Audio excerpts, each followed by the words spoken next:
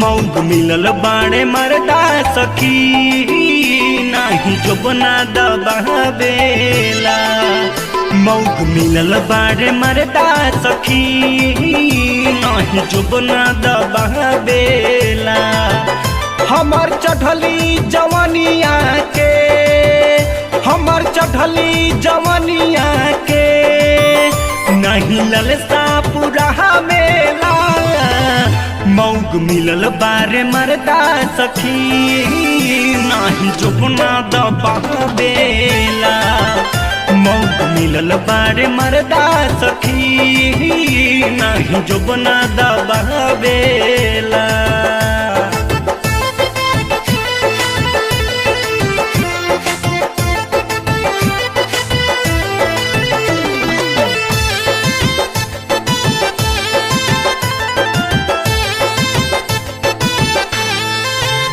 जब गहिनी सुहाग रतिया ना उतरल हमारे नथिया। रात रात भर जहाँ गल रही खोद खाद नहीं कहले नतिया।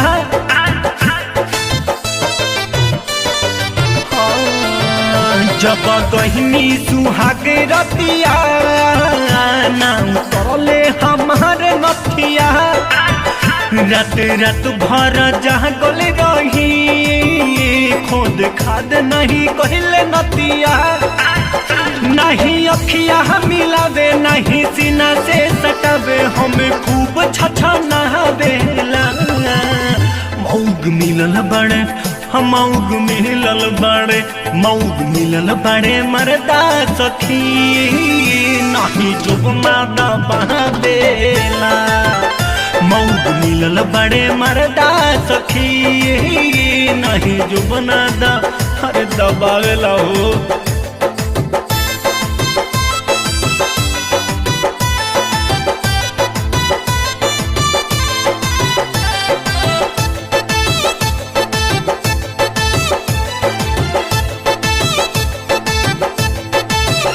मन के सरधाना पूरल हो सखी हमर जवनिया के। रोजे लहंगा पे चुहत रहे सखी थोपे थोपे पनिया हो।